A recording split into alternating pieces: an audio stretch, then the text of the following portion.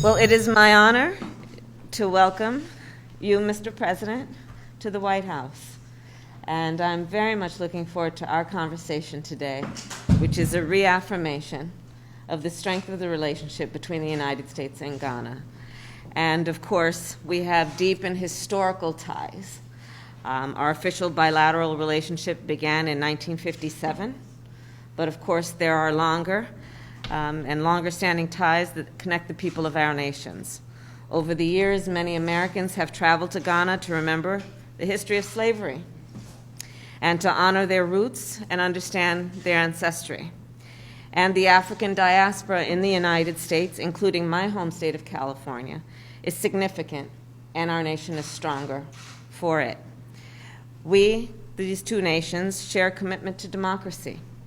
Last December, the people of Ghana voted in a free and fair election that demonstrated your nation's commitment to democratic principles and institutions.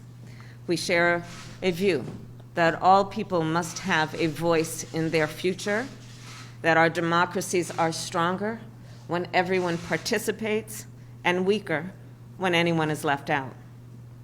We also share a commitment to global health. None of us have been immune from the ravages of the pandemic. We recognize our shared responsibility to collaborate, to share resources, to not only continue to address the effects of COVID-19, but to prepare for the next pandemics. And in that way, the United States is proud to be a member of COVAX and the African Union, and has donated more than 1.2 million doses of the Moderna vaccine to Ghana. And I'm proud to announce that we will shortly send more than 1.3 million doses of the Pfizer vaccine. Finally, we are working together to expand our economic relationship. You and I have talked about that briefly before we came in. American companies continue to ramp up in Ghana, understanding the significance of the work that they do there to America's economy, much less to the partnership between Ghana and the United States. And they do this also because they have confidence in the government of Ghana and the environment, Mr. President, that you have created, which allows for some confidence in the respect and upholding of the rule of law and human rights. And so with all of that, we look forward to continuing to work together on all of these issues, including in the context of the United Nations Security Council. And again, I am honored to formally welcome you to the White House. Thank you, Mr. President. So, Madam Vice President, first of all, I want to thank you very much for the invitation to come and have this brief visit with you. Your country is one of the most important friends of Ghana and has been right from the time of our independence.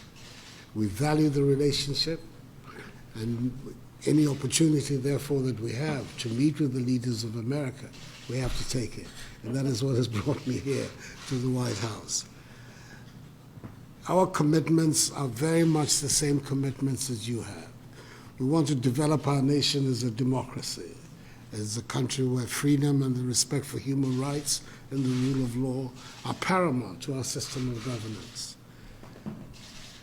Our big challenge, and it is the challenge of all those who want to develop democratic institutions on our continent, is to ensure and reassure our people that democratic institutions can be a vehicle for the resolution of their big problem, that is economic development as the means to eradicate poverty on the continent. So that's the investment that we have made, and it is an investment that you have been very supportive of, and we continue to appreciate your support. We've had some difficult times in the country recently because of the COVID, like everybody else has had. Mercifully, its impact on us has been not as originally anticipated. It has been more mild than it has. Part of it is the work that the government did, and the others is the general environment in which the disease is working on the continent.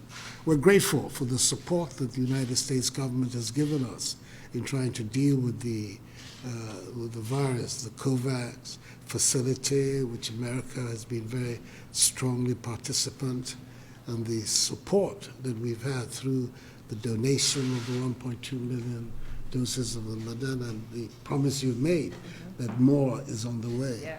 Our target is to try and vaccinate at least 20 million of our people by the end of this year. The Ghanaian population is some 30 million odd. And I think if we can achieve that, we will then be more confident about defeating the virus in the context of Ghana. The other main preoccupation for us is the cooperation that we have to put together to defeat the jihadist insurgency in the Sahel. It's a major security preoccupation, and the G5 Sahel, ECOWAS, the Lake Chad Initiative, all these are the organizations that have come together to try and push back. I believe that's an area too where the support of the United States government, and it's important that we set out right from the beginning. We're not seeking military assistance in the form of American troops or otherwise. I know you just had a bad example for yourself of what American troops in some areas can do. We're not seeking that. We are looking for support for our armed forces and for the intelligence agencies of our area, that they can be in a stronger position. Many of those who are leading the jihadist insurrection in West Africa are the people who came from Iraq after they were driven out from Iraq to Ghana. So I think that there's some information here that can assist us in being able to track down and deal with these people. So these are the main preoccupations that have brought me here to Washington, to try and discuss with you and through you to President Biden, and hopefully it will advance our mutual causes and also strengthen the relations between our two countries. I want through you to express my warm greetings to the President and indicate to him that in Ghana he has a friend in office, and the people of Ghana have a very good feeling towards the people of America. So thank you very much once again for the invitation.